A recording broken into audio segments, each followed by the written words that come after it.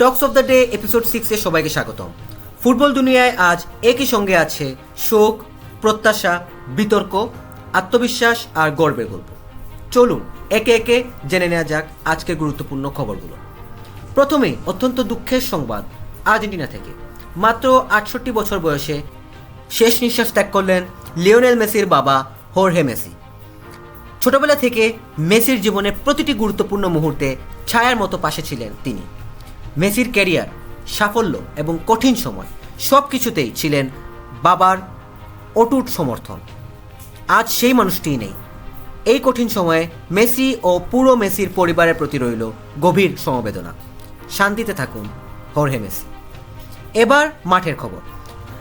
চেলসির coach Xabi Alonso বিশ্বাস করেন দল সময়ের সঙ্গে আরও উন্নতি করবে। তার মতে প্রিমিয়ার লিগ মৌসুম শুরু হওয়ার আগেই দল প্রস্তুত থাকবে। তবে তিনি স্পষ্ট করে দিয়েছেন এটা একদিনে তৈরি হওয়ার কোনো প্রক্রিয়া নয়। কয়েক মাস ধরে প্রতিটি ম্যাচের সঙ্গে দল আরও পরিণত হবে, আরও উন্নতি করবে।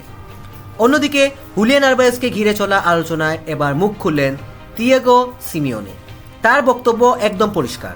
ক্লাব সিদ্ধান্ত নিয়েছে আর তারা খেলোয়াড় হিসেবে আলভারেজকে নিয়ে অত্যন্ত সন্তুষ্ট। গত 2 বছরে আলভারেজ দলকে অনেক কিছু দিয়েছে, তাই তাকে আরও উন্নতি করতে সাহায্য করাই এখন অ্যাথলেটিকোর লক্ষ্য।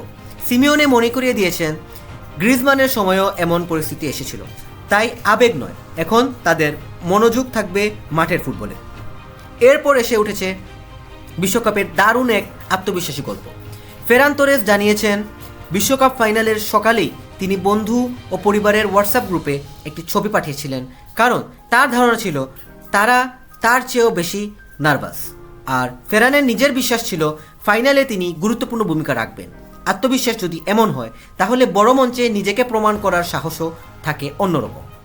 তবে আর্জেন্টিনার বিশ্বকাপ ফাইনাল নিয়ে নিকোলাস টাগলিয়াফিকোর কথায় উঠে এসেছে কঠিন বাস্তবতা। তার মতে পুরো বিশ্বকাপে প্রতিটি ম্যাচ সর্বস্ব দিয়ে খেলার কারণে আর্জেন্টিনা ফাইনালে পৌঁছেছিল প্রচণ্ড ক্লান্ত হয়ে। তিনি এটাকে অজুহাত হিসেবে দেখাতে চান না, বরং স্বীকার করেছেন ফাইনালে তারা খুব খারাপ খেলেছিল এবং স্পেন ডিজার্ভ টু উইন।